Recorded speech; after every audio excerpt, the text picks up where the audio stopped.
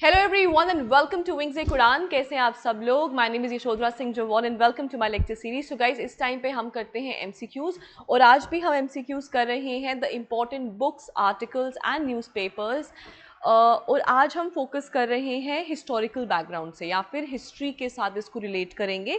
जो भी important books रही हैं, आर्टिकल्स रहे हैं, उनके बारे में बात करेंगे। कौन सा बुक या आर्टिकल या न्यूज़पेपर किस फ्रीडम फाइटर को डेडिकेटेड है। ठीक है, शुरू करते हैं। लेकिन उससे पहले लास्ट क्लास में आपको मैंने पूछा था कि कल मेरी क्लास नहीं आ पाई। I am very sorry, I was stuck in some work, इसलिए आ नहीं पाई। My apologies. But at the same,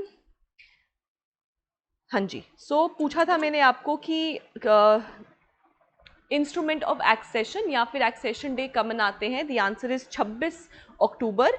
और जिसका आंसर सैफ यूसुफ ने भी सही दिया है, which was in between the then Maharaja of Jammu and Kashmir, that is Hari Singh, and of course the government of India. फिर आपके आसिफ अशरफ जी ने भी सही आंसर दिया है। And then thank you so much healthy for you 950। Rafia Begum ने भी दिया है, रियाज अवान ने भी दिया है, वानी बाशिद जी ने भी दिया है, और हृदया ने भी दिया है, अक्षय कुमार 3870 ने भी दिया है, राकेश सिंह जी ने भी दिया है, राहुल कुमार ने भी दिया है, रोहित सिंह ने भी दिया है, सचिन कुमार जी ने भी दिया है। फिर आपके एक आहिल खान है, उन्होंने भी दिया है, रजत कोतवाल जी ने भी दिया है। फिर आपके हिलाल खान जी ने भी दिया है, आई थिंक अहमी 12347 ने भी दिया है। देन आपके मोहम्मद यासीन मलिक ने भी दिया है, जाहिद रेशी ने भी सही आंसर नहीं, उन्होंने अपने मार्क्स बताए हैं। ठीक है, तो साहिल गुलजार, राकेश कुमार, हैदर अहमद, देन जाहिद रहशी ने भी दिया है, बिल्कुल सही। हैदर अहमद जी ने भी दिया है। Then Sajid Khan ji, thank you so much. Abrar Wani ji ने भी दिया है और आरजू खान जी ने भी दिया है। तो शुरू करते हैं आज का हमारा पहला question, which is why am I an atheist was written by who in 1930? Is it Chandrashekhar Azad, Bhagat Singh, Maulana Abul Kalam Azad या फिर महात्मा गांधी? तो why I am an atheist ये लिखा गया था by, it was basically an article जो लिखा गया था by your Bhagat Singh, right. और भगत सिंह, राजगुरु, सुखदेव, इनको शहादत या मार्टरडम मिला था ऑन 23 मार्च 1931। और हम इस दिन को ऑब्जर्व करते हैं एज सर्वोदय दिवस। ठीक है जी, all right. Next up, question number 2। Gitanjali the book is a collection of 103 poems in the work is the work of who? Rabindranath Tagore, Mahatma Gandhi, Jawaharlal Nehru या लाला लाजपत राय? तो गीतांजलि को मतलब रविंद्रनाथ टैगोर जी ने ये लिखी थी। और गीतांजलि की वजह से रविंद्रनाथ टैगोर को 1913 में नोबेल प्राइज मिला था in the field of literature. और गीतांजलि पब्लिश हुई थी इंडिया में अराउंड इन 1930। ठीक है, सो 1910 से लेके 11 के बीच में ये पब्लिश हुई थी और 1913 में नोबेल प्राइज फॉर लिटरेचर मिला था आपके रविंद्रनाथ टैगोर को। All right, next up, question number 3. The discovery of India was by who? Is it Rabindranath Tagore, महात्मा गांधी, जवाहरलाल नेहरू या लाला लाजपत राय? तो याद रखना, डिस्कवरी ऑफ इंडिया लिखी गई थी बाय जवाहरलाल नेहरू। तो this is basically collection of ना लेटर्स का कलेक्शन है ये मैंने आधी पढ़ी हुई है। और इसमें Jawaharlal Nehru is writing to her daughter Indira Gandhi, उनको ये लिख रहे हैं ये लेटर्स इसमें, और पूरा एक कलेक्शन है उसका। ठीक है, सो ये लिखा गया था by Jawaharlal Nehru and he was the first prime minister of India. However, first prime minister of independent India, Chacha Nehru. Next up, annihilation of caste किसने लिखा? महात्मा गांधी, बी आर अम्बेडकर, जवाहरलाल नेहरू या Motilal Nehru? So annihilation of caste लिखा गया था उनके द्वारा जो खुद एक लोअर कास्ट को बिलोंग करते थे, जिनको हम father of the Indian constitution भी कहते हैं, मॉडर्न मन्नू भी कहते हैं, the architect of the Indian constitution भी कहते हैं। But throughout his life उन्होंने बहुत ज़्यादा सफ़र किया है because he belongs to the lower caste and that is Bhimrao Ambedkar या फिर बी आर अम्बेडकर, राइट। और बी आर अम्बेडकर ने एंड में ना बुद्धिज्म को एम्ब्रेस कर लिया था when the time he died, क्योंकि ये जो कास्ट सिस्टम था वो इतना ज़्यादा डीप रूटेड था हमारे इंडिया में. सो इन द एंड उन्होंने बुद्धिज्म को ही अटेन कर लिया था. ठीक है, that is B R Ambedkar. Fifth, okay, so before I move forward, guys, we have launched our 3000 plus MCQ question bank dedicated to Jammu and Kashmir GK, जिसमें आपको हिस्ट्री, इकोनॉमी, पॉलिटी, आपको tourist destinations, flora and fauna, climatology, हर एक चीज़ के लिए this is one stop solution for you.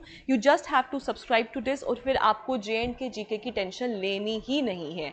Right, for this you have to go to our application which is Wings Ek Udaan, और वहाँ पर जाके आप इसको सब्सक्राइब कर सकते हैं. किसी भी कोर्स को आप सब्सक्राइब करें, नॉट ओनली दिस, किसी को भी आप सब्सक्राइब करें, तो वहाँ पे अगर आप यश 10 डालेंगे ना, as a coupon code apply करेंगे ना, तो आपको कुछ ना कुछ डिस्काउंट ज़रूर मिलेगा. Up to some percentage of discount मिलेगा आपको in any of our available courses. तो आप इसको सब्सक्राइब कर सकते हैं. ये ऑन गोइंग कोर्स है हमारा. Already 550 to 600 questions have already been uploaded, और अभी आज ही 150 क्वेश्चंस और अपलोड होने वाले हैं. राइट, ओके, नेक्स्ट अप, आनंद मठ is written by who? Bhagat Singh, Bankim Chandra Chatterjee, Surya Sen या जतिन दास. तो आनंद मठ को लिखा गया था बाय बंकिम चंद्र चट्टोपाध्याय या फिर चैटर्जी. राइट, इनके द्वारा एक और किताब लिखी गई जिसका नाम था देवी चदुरानी. इन्होंने भी वो किताब भी लिखी थी, और ये इन्हीं को ही डेडिकेटेड इन्होंने किताब लिखी थी. And this is basically dedicated to sannyasi revolt. ठीक है, next up, who wrote the book Bandi Jeevan? Sachin Sanyal, Chintu Pandey, Chandrashekhar Azad या मोहनदास गांधी. मतलब गांधी जी की बात हो रही है. तो बंदी जीवन या फिर अ लाइफ इन चेन, ये लिखी गई थी बाय सचिन सन्याल. ठीक है, नेक्स्ट अप, क्वेश्चन नंबर 7, गुलामगिरी किसके द्वारा लिखी गई थी? सावित्रीबाई फुले, ज्योतिबा फुले, JP नारायण या फिर जवाहरलाल नेहरू. तो ये लिखी गई थी बाय ज्योतिबा फुले या फिर महात्मा ज्योतिबा फुले. महात्मा ज्योतिबा राव फुले. और ये भी एक लोअर कास्ट को बिलोंग करते थे, प्राइमरीली माली कम्युनिटी को ये बिलोंग करते थे. और इन्होंने सत्य शोधक समाज या फिर ट्रुथ सीकर सोसाइटी की शुरुआत भी की थी. और इनको महात्मा का टाइटल देने वाले थे विठल राव कृष्णाजी वांडेकर. विठल राव कृष्णाजी वाडेकर. ठीक है, और ये एक सोशल रिफॉर्मर थे. ठीक है, और सावित्रीबाई फुले इनकी वाइफ थी. And she was also one of the pioneers जिन्होंने women empowerment, women education, child marriage के खिलाफ आवाज उठाई थी.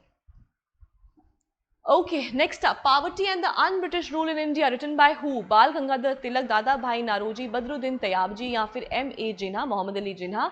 तो Poverty and the Un-British Rule in India, इसको लिखा गया था bye Baba Dadabhai Naoroji, grand old man of India भी कहते हैं इनको.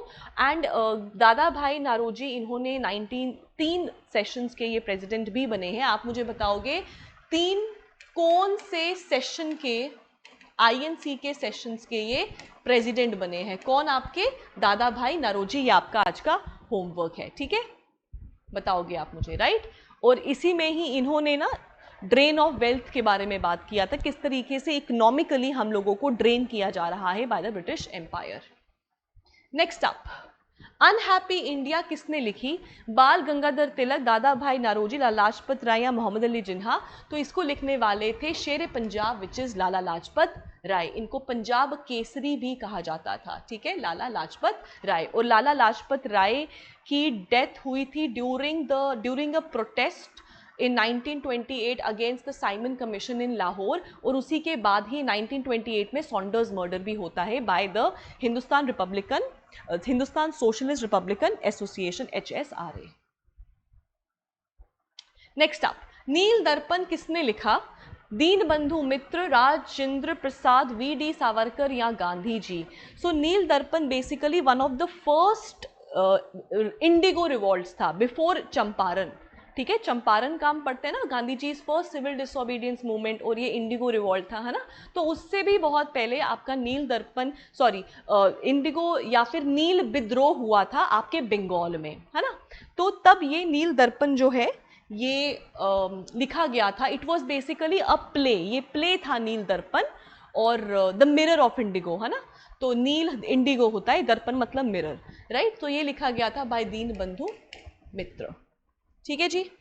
Next up question number 11, Hind Swaraj किसने लिखा? महात्मा गांधी, ज्योतिबा फुले, जेपी नारायण या जवाहरलाल नेहरू। सो हिंद स्वराज लिखा गया था बाय महात्मा गांधी, और तब ये जेल में थे जब इन्होंने ये किताब मतलब ये लिखा था। ठीक है। Next up, Commonweal and New India were written by who? Gangadhar Tilak, Annie Besant, Sarojini Naidu, Lala Lajpat Rai. So Commonweal और New India ये आपके लिए दोनों important है। ये एनी बेसेंट ने लिखा था। She was a Irish lady, और हाँ, so she was a Irish lady and the first women president of the Indian national Congress. इन्होंने 1917 का सेशन जो था उसको प्रिजाइड किया था, and the first Indian women was Sarojini Naidu, जिन्होंने 1925 में सेशन को प्रिजाइड किया था। ठीक है जी, या फिर प्रेसिडेंट बनी थी। ठीक है। नेक्स्ट, इंडियन ओपिनियन किसके द्वारा थी? महात्मा गांधी, ज्योतिबा फुले, जेपी नारायण या Jawaharlal Nehru.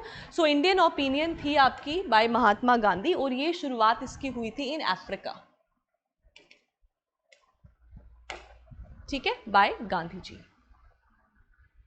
Next up, who compose the book Indian unrest? Bal Gangadhar Tilak, Mahatma Gandhi, Valentine Chirol या फिर एनी बेसेंट। तो याद रखिएगा, इंडियन अनरेस्ट था बाय वैलेंटाइन चिरोल, और Valentine Chirol is the one जिन्होंने बाल गंगाधर तिलक को फादर ऑफ इंडियन अनरेस्ट कहा था। ठीक है। उसके बाद इनके ऊपर एक मतलब केस भी चला था, तो फिर एक लंबी कहानी थी, और उसके मतलब इसी के वजह से, क्योंकि बाल गंगाधर तिलक को फादर ऑफ इंडियन अनरेस्ट कहा गया था बाय वैलेंटाइन चिरोल, और ये किताब लिखी गई थी बाय वैलेंटाइन चिरोल। ठीक है। 15, द फिलोसफी ऑफ बॉम्ब किसने लिखी? भगवती चरण वोहरा, बटुकेश्वर दत्त, जतिन दास या फिर चंद्रशेखर आजाद। तो याद रखिएगा, द फिलोसफी ऑफ बॉम्ब लिखने वाले थे भगवती चरण वोहरा। मैं इधर टिक कर देती हूँ, भगवती चरण वोहरा, राइट। और ये बेसिकली अगेंस्ट था, क्योंकि गांधी जी ने एक आर्टिकल लिखा था जिसमें उन्होंने बताया था किस तरीके से नॉन वायलेंस होना चाहिए और बॉम्ब शॉम्ब का इस्तेमाल नहीं होना चाहिए, और उसके ही जवाब देते हुए इन्होंने द फिलॉसफी ऑफ बॉम्ब जो है वो लिखा था। ठीक है, बाय भगवती चरण वोहरा। ठीक है। और जतिन दास कौन थे? जतिन दास फर्स्ट मार्टियर थे among Bhagat Singh and his comrades. जब इन्होंने जेल में जाकर, आफ्टर इनको पकड़ लिया गया था after the central legislative assembly bomb attack, उसके बाद जब ये जेल में थे तो सबने अनशन कर लिया था ना। 114 से लेके 19 डेज के बीच में ये लोग अनशन के ऊपर थे, और फिर आपके कुछ 61st डे के ऊपर Jatin Das becomes the first martyr among the comrades, Bhagat Singh and his comrades. ठीक है। द परसेप्ट ऑफ जीसस किसने लिखा? राजा राम मोहन रॉय, विद्यासागर, ईश्वर चंद्र विद्यासागर, गोपाल हरि देशमुख या फिर आपके मोहम्मद अली जिन्हा। तो परसेप्ट ऑफ जीसस लिखने वाले थे आपके the father of Indian renaissance, जिनको हम एक पॉलीग्लॉट मानते हैं, कहते हैं, क्योंकि इनको डजन्स ऑफ लैंग्वेज आती थी, और ये जो है परसेप्ट ऑफ जीसस ये इनका एक मास्टरपीस है। ठीक है। और अगर बात कर रहे हैं राजा राम मोहन रॉय की, तो राजा का टाइटल इनको देने वाले कौन थे?